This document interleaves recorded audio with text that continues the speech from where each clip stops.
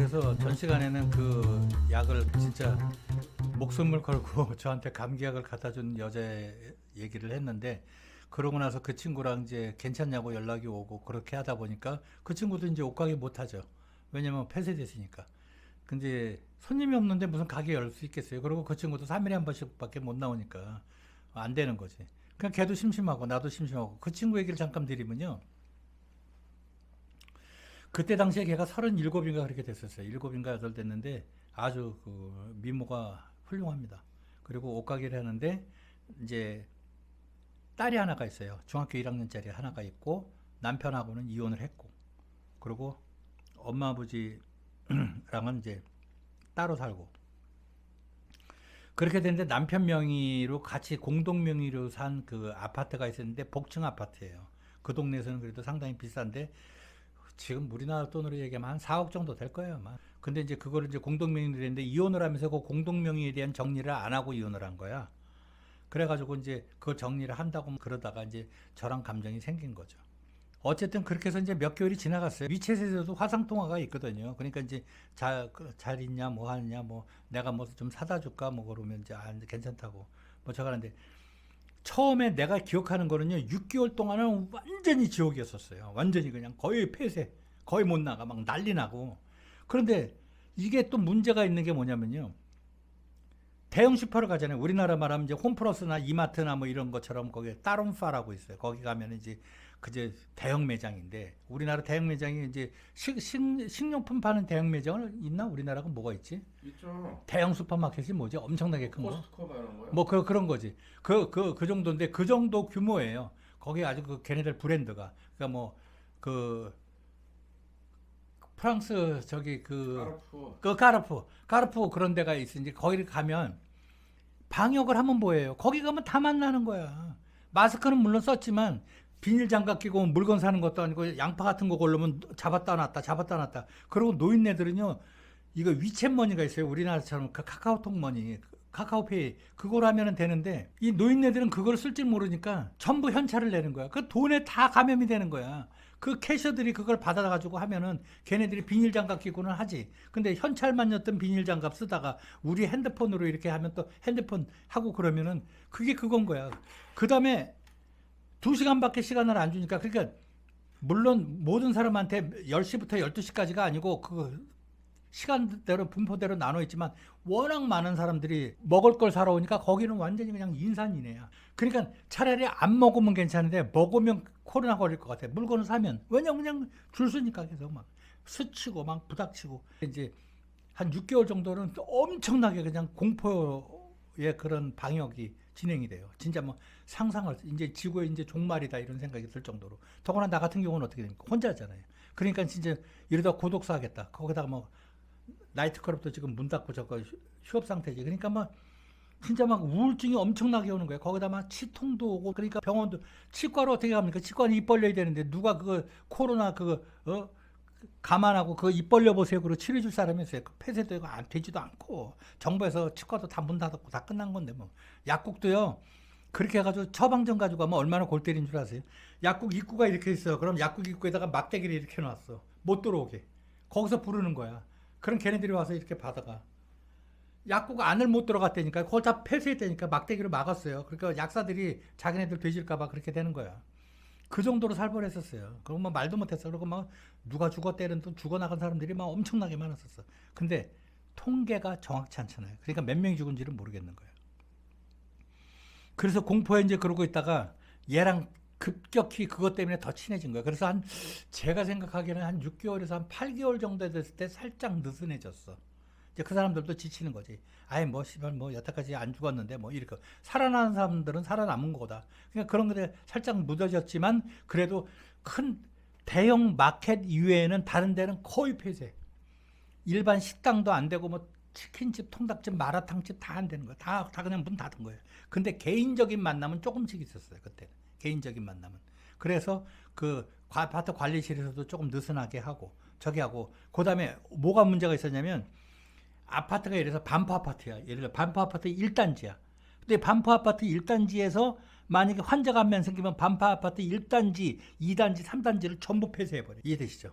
그다음에 나머지는 조금 느슨하게 해줬어. 왜냐면 원성이 너무 많으니까 굶어 죽잖아. 장사하는 사람들 몇 개월 동안 못하니까 막 폭동이 나서 정부가 뒤집힐 것 같은 분위기인 거야. 막뭐 숭숭하고 막 소문도 계속 들어오고 난 또 중국어 알아들으니까 다 얘기 듣고 있고.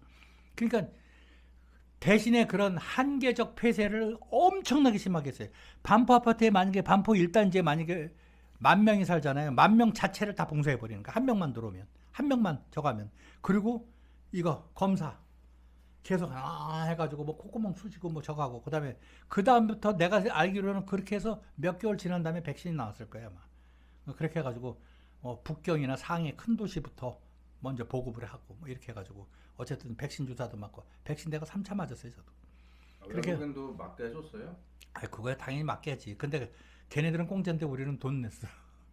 100위안인가 200위안 그러니까 한 2만 원 정도 낸 것 같아 기억이. 근데 뭐 그것도 하여튼 말이 많았어. 그러니까 뭐 중국에서 그 우한 저기 그 연구소에서 만드는 거는 효과가 없고 뭐 물백신이다 뭐 그런 거 얘기 들었잖아, 그지? 네. 그럼에도 뭐 어떻게 방법이 없어요. 뭐 중국에서 만든 백신 맞은 거예요? 그렇지. 그럼 뭐 미국 거 맞겠어? 나는 중국 백신이 아니고 중국 백신이었구나. 자체 개발한 거. 그럼.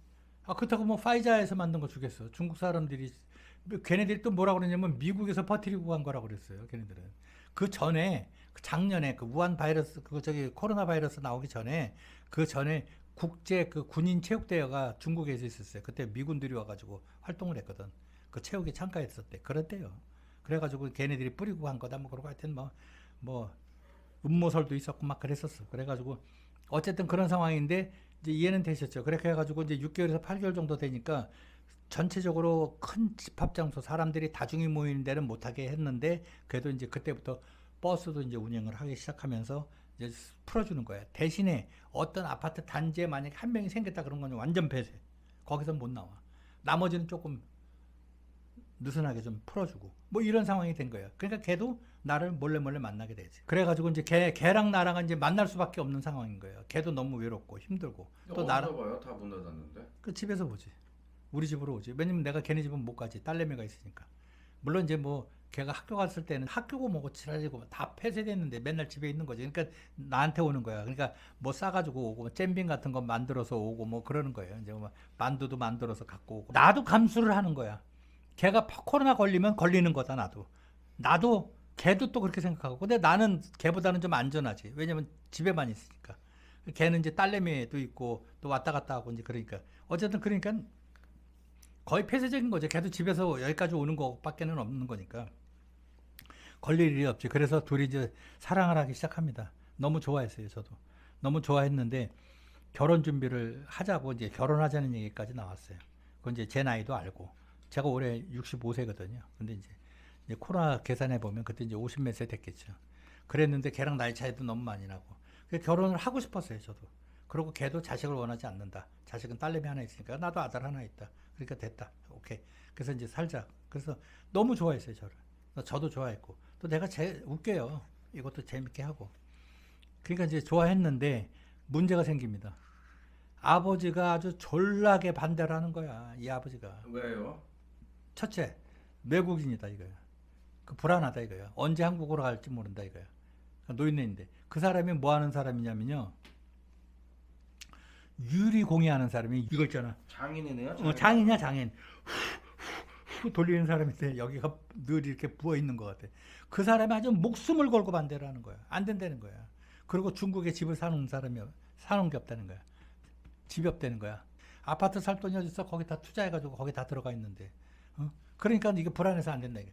아주 웬만큼 저기 하는 게 아니고 목숨 걸고 하는 거예요. 그래서 근데 얘가 또 뭐냐면 마마보이 같은 거 있잖아요. 부모 말이라면 꼼짝을 못해. 그렇게 나이 먹었는데도. 야. 그러니까 이중삼중으로 나는 힘드는 거야. 그거 어떻게 해?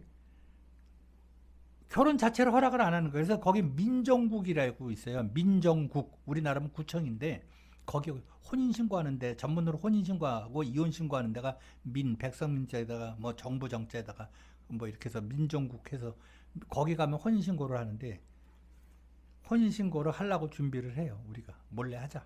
그렇게 해가지고 웃긴 게 뭐냐면 남편 그 이혼한 그 신랑이 그 집 정리하면서 집을 아직 공동명의로 정의를 못한 게 있어요. 서류가 하나가 부족해요. 그래서 못했습니다. 그리고 저는 부모가 반대하는 걸 못하겠더라고. 그래서 이제 걔랑 이제 아프게 이제 그러고 있었어요. 그냥 헤어진 거예요? 그때는 헤어지지는 않았지.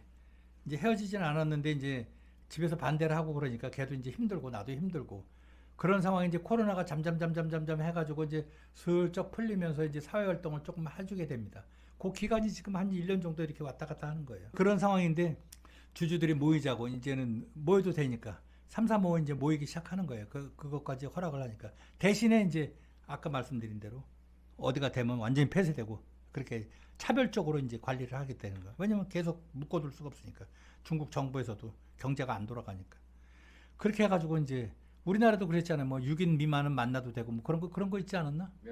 그건 이제 그런 식이에요. 네. 그래서 이제 우리 구동들 중요한 사람들 만나자고 그랬는데 거기서 문제가 생깁니다. 월세도 반밖에 안 받는다고 했지만 그것도 결국엔 밀렸어. 그 다음에 투자자들이 이익이 원금이 안 들어오니까 서로 감정들이 격해져 있는 거예요. 그리고 저는 말씀드리잖아요. 기술 투자로 들어갔어요. 처음에. 내가 운영을 하기로 하고. 그랬는데 여기 구동 중에 그 대머리 하레이 타고 다니는 깡패놈이 그러는 거야. 손해본 거를 n분의 1로 나눠재는 거야. 내가 왜? 그럴 일이 없지. 그리고 아예 그런 얘기도 없었어요. 그리고 나는 투자를 원래 안 하기로 했었어요. 근데 나중에 이제 2차 투자 들어가면서 나도 어쩔 수 없이. 그리고 중국 사람들이 그런 게 있어요. 그런 기술적인 테크니컬한 그 투자는 인정을 안 해요. 그러니까 나도 거기서 내가 큰 소리 치고 운영을 하려고 그러면 돈을 넣어야 되겠다. 그래서 나도 그냥 내 나름대로 올인을 한 거야. 그러니까 나는 더 그거를 내가 리스크를 질 수가 없지. 왜냐면 20몇 억씩 걔네들 뭐 7억, 8억 되고 나는 뭐 한 3, 4억 됐는데 그거를 하고 나면 그거 차액을 빼더라도 내가 줄 수 있는 돈도 없고 그걸 어떻게 해. 그렇게 했는데 이놈들이 이제 저기 해가지고 또 한번 모이자고 그랬어. 그래서 다음에 모이자고. 그래서 모였어. 모여가지고 그 얘기를 또 하는 거야. 그러고 했는데 애들이 먼저 빠져나갔어요. 구동들이 빠져나가고 깡패 하나가 남은 거야. 그러니까 내가 지금 생각해보면 짠 거야, 이놈들이. 짰는데 뭐 어떻게 됐냐면 걔네들이 구동회 회의를 하고 네 놈이서 모여서 했는데 깡패 하나만 남고 나갔어. 나갔는데 조금 있다가 날개들이 딱 들어오네. 깡패 날개들이. 이것들. 그 밑에 있는 이제 행동대장 같은 애들이지. 2명이 들어왔어. 그러니까 3명이 된 거야. 쇼부를 보자는 거야. 쓰라는 거야. 각서를. 쓰라는 거야. 나 못 쓴다 그랬어. 못 쓴다 그랬어. 니들 안 나가면 내가 공안에다 지금 전화를 하겠다. 다 여여링. 그러니까 110번으로 전화하겠다. 빠오징. 경찰 부르겠다. 빠오징. 경찰 부르겠다. 불러래. 전화했어. 나 근데 지금 나 린치당해서 못 나간다. 그럼 내비를 두는 거야. 전화했어. 끊었어. 쓰라는 거야. 난 못 쓴다. 그랬더니 가자는 거야. 왜냐면 경찰이 올 거잖아. 못 간다고 그냥 버텼어. 버티다가 내가 보니까 필통에 보니까 가위가 보이더라고. 가위를 내가 끊어서 딱 놨어. 내가 찌른다고 끌고 나가라고. 이러고 버텼어. 그러니까 이제 앉으라고 뭐 이렇게 된 거야. 그럼 내가 뭐 살벌하게 했어. 나도 뭐 어떻게 방법이 없지. 거기 끌려가면 내가 무슨 지네들 사무실로 끌려가면 내가 이거 써야지. 나라고 무슨 뭐 내가 깡패여서 힘이 있어. 그러니까 버틴 거야. 근데 거기 우리 그 총경리가 와 있었어. 그 자리에. 그러니까 막 걔도 말리고 그런 거야. 그래서 이제 이따가 한 10분, 15분 정도 되니까 경찰들이 들어온 거야. 그게 무슨 일이니까 이 새끼가 깡패 새끼가 뭐랬냐면 메셜, 오면 벙여 허자. 별일 없어. 우린 친구고 그냥 차 마시고 얘기하고 있는 거래. 이지라라는 거야. 그래서 아니라고 그랬어. 나 나가야 된다고. 공안하고 같이 나가버렸어. 살벌했었다니까. 그 10분이 얼마나 시간이 안 가는지. 근데 그 총경리가 나를 도와주지 않았으면 거기서 몸싸움 좀 했을 거야. 근데 야, 걔들 깡패들인데 내가 무슨 소리 당합니까? 근데 내가 워낙 완강하게 하니까 안 쓴다고 그랬어. 그러니까 이제 시간이 가다가 저거 하니까 이제 경찰들, 공안들이 오니까 우리 이제 친구니까 아무 일 없으니까 그냥 가셔도 된다. 이래 깡패 새끼가 그러는 거서 아니라고. 나 당신들하고 나가야 된다. 나 위험해서 안 된다. 얘네들이 나 끌고 간다네. 그래서 공안들하고 같이 나가서 나는 집으로 갔지. 그러고 내가 진짜 불안한 시간을 갖고 있었죠. 그래서 그게 이제 어떻게 수습이 된 거야. 그리고 나는 나머지 소액 구동 주주들한테 내가 연락을 했어요. 나 이런 일이 있었다. 이런 일이 있었는데 이거는 아니지 않느냐. 그랬더니 걔네들이 다 나를 좋아했어. 왜냐면 내가요, 얼마나 성실하게 했는데 한국 사람들은 알잖아요. 얼마나 성실하게 일하는지. 응? 그러니까 나는 지네들 술 처먹을 때 나 거의 진짜 술 한 잔은 안 먹었어. 내가 걔네들 술을 안 권했겠습니까? 나는 늘 하는 얘기가 있어. 내가 술 차면 여기 운영을 누가 하느냐? 그랬더니 리하이 대단하다고. 아 존경한다고. 뭐 페이프니 존경한다고. 늘 그랬다가 걔네들이 갑자기 생각을 바꾸기는 어렵잖아요. 그리고 이게 내 잘못이야. 코로나가. 걔네들도 아무리 중국 사람이지만 나를 이해하는 거야. 그러니까 걔네들이 중간에 막아줬어요. 사실은. 그래서 그 사람 빼고 우리끼리 처리를 하자. 그래서 잘 처리가 됩니다. 클럽도 그렇게 해서 정리가 되는 거예요. 결론은. 그런데 뭐 건진 것도 없어요. 아무것도 못 건졌어. 근데 나중에 얘기 들어보니까 오스카 클럽 하던 회사가 전국에 그런 거를 몇십 개 하고 전문적으로 투자하는 그런 엔터테인먼트 회사예요. 그 사람들은 뭐 방송 제작도 안 하고 그런 유흥업소만 해갖고 다니는 전국에 몇십 개를 거기서 인수를 하게 돼서 그 사람들이 한 반 정도나 한 30% 정도는 건진 것 같아. 나한테는 얘기를 안 하는데 어쨌든 그러고 이제 조용히 끝납니다. 어쨌든 그 과정이 좀 어려웠어요. 그리고 나도 마음이 너무 안 좋았지. 그 동안에 어떻게 됐겠습니까? 필리핀에 간 애들 수시로 연락 오지. 이제 코로나 좀 잠잠해진 것 같은데 언제 부르느냐. 언제 부르기는 비행기가 못 뜨는데 어떻게 해. 이제 그렇게 된 그런 상황이었어요. 그 개 같은 코로나 때문에 완전히 저는 제 꿈이 다 날아갔습니다. 여러분, 제가 전편에서도 말씀드렸습니다. 저희들 인생은요, 누구나 다 한 번이에요. 이게 마지막이에요. 제가 계속 말씀드리는 게, 저는요, 여러분들은 어떻게 생각하실지 모르지만, 어떤 때는 너무 아찔아찔해. 어떤 때는 잠도 안 와. 아, 이거 어떡하지? 한 번밖에 안 남았는데. 우리가 사실, 제가 65살이거든요.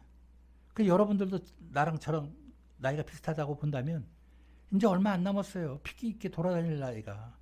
아니 10년 금방 지나가잖아요. 푹 지나가잖아. 10년 후에 우리 모습이 어떻겠습니까? 진짜 밥이나 먹고 그냥 동네에서 이러고 산책이나 다니고 뭐 그러는 거지. 진짜 운 좋으면 그런 거고 운 나쁘면 휠체어라도 타든가 아니면 지팡이라도 짚고 다니겠지. 이제 정신 차리고 시간이 없어요. 시간이 없어. 정말 열심히 살아야 됩니다. 정말 열심히 놀아야 됩니다. 그래서 제가 앞으로 토크쇼를 할 겁니다. 여러분들한테 계속 고지를 말씀드릴 겁니다. 그거는 뭐냐면 우리가 방송했던 사람들이기 때문에 저는 알아요. 그 다음에 내가 나이가 여러분들하고 거의 비슷하기 때문에 압니다.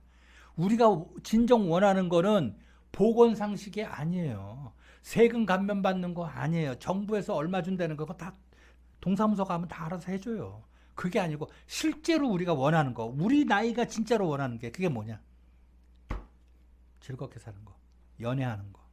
그 다음에 동남아 쪽을 지금 생각 많이 하는 사람들한테 정말로 제가 필리핀에 1년 4개월 있으면서 느낀 것들을 하나로 해서 토크쇼를 할 겁니다. 저희들끼리 정말 알차게 나눌 수 있는 그런 얘기들로 토크쇼를 준비하는 지금은 워밍업 단계입니다. 앞으로 예능 프로그램으로 예능 채널로 키울 겁니다.